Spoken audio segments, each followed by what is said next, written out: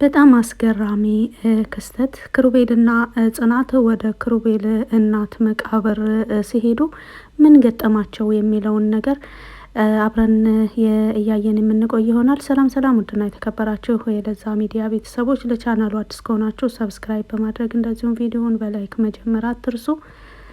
ጽናት ድራማ ቀጣይ ፓርቲ ይዤላችሁ መጥቻለሁኝ። እንደዚሁ ምስሉ ላይ እንደምታዩት ክሩቤልና ጽናት ወደ ክሩቤል እናት መቃብር ሄደው ነበረ። ከሄዱ በኋላስ ምን ገጠማቸው የሚለውን ደግሞ አብረን የምናየው ይሆናል። እንደሚታወቀው የክሩቤል እናት ለሕክምና ከቤታቸው ከወጣች 3 ዓመትን አስቆጥራለች። እናቴን አሟታል፣ ገጠር ነኝ ያለሁት በማለት 3 ዓመታትን ሙሉ ኪሞ ስትከታተል እንደነበረና ይሄን ሁሉ ነገር ክሩቤል እንደማያውቅ አያቱ እንደታመመች ብቻ ነበረ የሚያውቀው። አሁንም በቅርብ ጊዜ የክሩቤል አባትና ጽናት ጉዳዩን ሊነግሩት በቅርብ ተስማምተው ነበረ። ምክንያቱም ሀሴትን ወደ ቤታቸው ባመጧት ጊዜ የክሩቤል እናት ስለታመመች በቅርብ ጊዜ የልጇን ደስታ ማየት የምትፈልግ እናት አለች። ይህን ማድረግ ትችያለሽ ወይ ጽናት? በዚህ ነገር እናቱ አንዲት እናት የልጇን ደስታ እየናፈቀች ሞት አፋፍ ላይ ነው ያለችው በማለት ነበረ ጽናትን በዛን ወቅት የነገሯት። ጽናትም በወቅቱ ክሩቤልን ብትወደውም ነገር ግን ከሷ ደስታ ይልቅ የክሩቤልን እናት ደስታ ነበር ያስቀደመችው። ይሄን ማድረግ የምችው ደግሞ ሀሴትን ወደ ክሩቤል ስታስጠጊና እንደዚሁም ሁለታቸውን እንዲቀራረቡ ስታደርጊ ነው በማለትም አዛዋት ነበረ። ጽናትም ፍቅሯን በውስጧ በመያዝ የአንዲትን እናት ደስታ በማስቀደም በማለት ከክሩቤል ለመራቅ ሞክራ ነበረ። እንደምታውቁት ጋሼና ጽናት ባሰቡት መሰረትም የቻሉትን ሞክረው ነበረ። ነገር ግን ሀሴትና ክሩቤል ሊዋደዱ አልቻሉም፣ ሊቀራረቡ አልቻሉም። ሀሴትም ለክሩቤል ትሆነዋለች ብላም አልገመተችም። ምክንያቱም ሀሴት የሰራችውን ስህተት ሁላችንም ስላያችሁ። ከዛም በኋላ መልሰው ክሩቤልና ጽናት ወደ ፍቅራቸው ተመልሰው ነበረ። ከዛም ከተመለሱ በኋላ ለራሱ ክሩቤል የሆነ የደበቃችሁ ነገር አለ እያለ በተደጋጋሚ ያስቸግራቸው ነበረ። በተለይ ካሳለፍነው ፓርት ላይ ብዙ ጊዜ ይደርስባቸው ነበረ ጽናትና የክሩቤል አባት ሲነጋገሩ፣ እንደዚሁም ጽናት በስልክ ስትነጋገር የክሩቤል አባቱ ራሱ በስልክ ካሁን በኋላ ልጄን ልደብቀው አልፈልግም፣ ወይ ንገሪው ወይ እነግረዋለሁ፣ የእናቱን ጉዳይ ማወቅ አለበት በማለትም ከእናቱ ጋር ከባለቤቱ ከወይዘሮ አስቴር ጋር ማለት ነው በስልክ ሲያወራ ክሩቤል በተደጋጋሚ ይደርስበት ነበረ። በዚህም ዙሪያ ካሳለፍናቸው ፓርቶች ላይ ጽናት ከክሩቤል ልትርቅበት እየተገደደችው የሆነ ምክንያት እንዳለም አውቋል። ነገር ግን ያ ምክንያት ምንድን ነው የሚለውን እስካሁን ድረስ አልደረሰበትም ነበረ። የሆነ ጊዜ ጽናት ሰክራ ነበረና ለምንድን ነው ታዲያ ለሌላ ሴት ልትድሪኝ? የምትወጂኝ ከሆነ ለሌላ ሴት ልትድሪኝ እንዴት ወሰንሽ? በማለትም ሲጠይቃት ለቤተሰቦች ብዬ ነው፣ ወድጄ አይደለም እኮ ለቤተሰቦች ብዬ ነው በማለት ስትናገር፣ ቤተሰቦቼ እንዴት ምን አድርገውሽ ምን ብለውሽ ቤተሰቦቼ በማለትም ሲጠይቃት ልትናገር ስትጀምር በወቅቱ መራዊ ደግሞ በቃ ጨዋታውን እዚህ ድረስ ብቻ ነው እየተባባል ነው፣ አሁን ደግሞ ሌላ ጥያቄ እንጠይቅ በማለት ጽናት በወቅቱ ሳትናገር ንግግሯን እንድታቋርጥ አድርጋታለች መራዊ። ከዛም በመቀጠል የሰርግ ዋዜማ ነበረ የቀጠለው። የሰርግ ዋዜማ እንግዲህ እንዳያችሁት ከቬሎ እና ከሱፍ መረጣ ጀምሮ ከሚዜ መልመላ እንደዚሁም ደግሞ አንዳንድ በቤት ውስጥም የሚዘጋጁ ሌላም ደግሞ ሰርገኛ ማን ይመጣል ማን አይመጣም መዝገብ ላይም እየመዘገቡ ነበረ። ከጓደኛም ሆነ ከቤተሰብ ጓደኞች እንደዚሁም የቤተሰብ አባል ሁሉን ነገር ለሰርግ ያስፈልጋል የተባለውን ነገር ሁሉ እያደረጉ ነበረ። በተለይ ደግሞ የጽናትን አባት ለማስደሰት የቻሉትን ያክል የጽናት አባት በማይከፉበት መልኩ ሰርጉ እንዲካሄድም ተደርጎ ነበረ። እንግዲህ የክሩቤል እናትም በሕክምና የነበረችው የክሩቤል እናት ከሐኪም ቤት አትወጭም ተብላ ነበረ በወቅቱ። ነገር ግን የልጅን ዓለም ለማየት ነው እስከ ዛሬም እየኖርኩ ያለሁት። ይችን ቀን ግን ምንም ቢሆን ማንም ሊከለክለኝ አይችልም በማለት ነው ያለ ሐኪም ቤት ፍቃድ ከሐኪም ቤት የወጣቸው።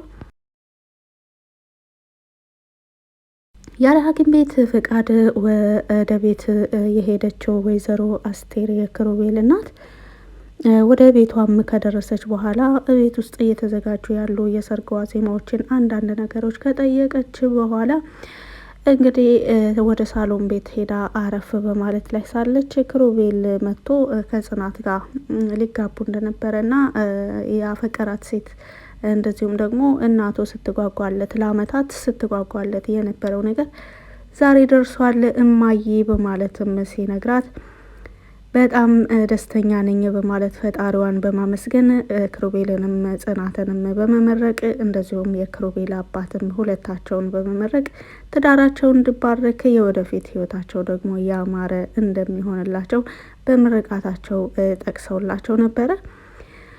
ከዛም ቀጥሎ ይሄን ለማየት አይደለ እየኖርኩ ያለሁት ይሄን ሳላይ እንዳልሞትብህ በማለትም የክሩቤል እናት በተናገረች ጊዜ በወቅቱ ክሩቤልም ምንድን ነው ሰሞኑን የምታወሩት ነገር ምንም እየገባኝ አይደለም፣ በዙሪያዬ የሆነ ትልቅ ነገር የተደበቀ ያለ ነገር ይመስለኛል። ሁላችሁም ለየብቻችሁ አንዳንዴ ለየብቻችሁ የምታወሩበት ጊዜ አለ። እኔ ስጠጋ ግን ስልክም እያወራችሁ ከሆነ እኔ ስመጣ ትዘጋላችሁ፣ ንግግር ላይም ከሆነ እኔ ስጠጋችሁ ንግግራችሁን ታቋርጣላችሁ። ይህ ማለት ደግሞ የሆነ የደበቃችሁ ትልቅ ነገር አለ ማለት ነው በማለትም ክሩቤል ድምፁን ከፍ አድርጎ በተናገረ ጊዜ ወይዘሮ አስቴርም ያለውን እውነታ ነገረችው። እንደዚሁም የክሩቤል አባትን ጉዳዩን ለማስረዳት ሞከረ። ነገር ግን ክሩቤል ለምን ደበቃችሁኝ? እኔ ልጃችሁ አይደለሁም ወይ? ኃላፊነት መቋቋም የማልችል ደካማ ፍጡር አድርጋችሁ ነው ወይ የምታዩኝ? በማለት በወቅቱ በጣም ተበሳጭቶ ነበረ። ከመበሳጨትም በላይ ጽናትን በጥፊ መቷታል።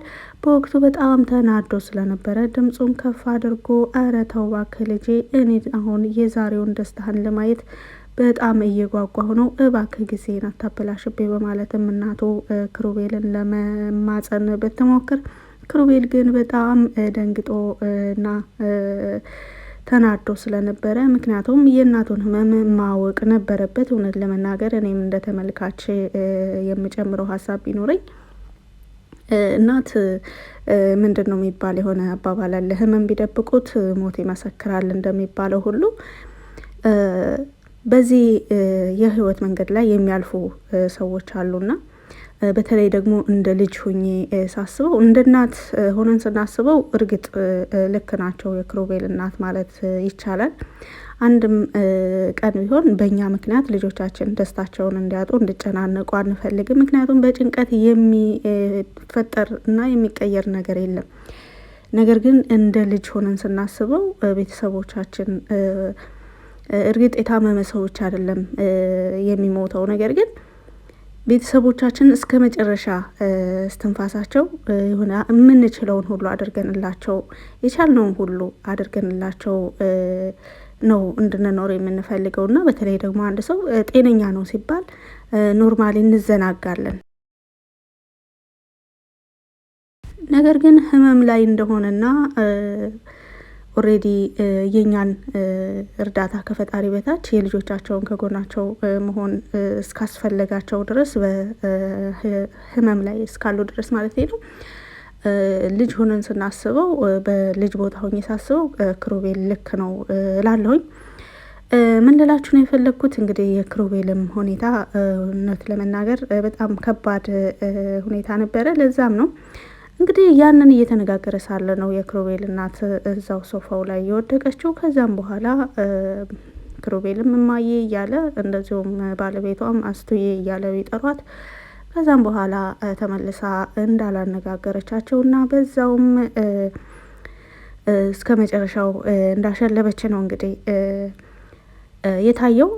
በተለይ ክሩቤል በዚህ ጉዳይ ራሱን ጥፋተኛ እያደረገ ራሱን ይወቅስ ነበረ።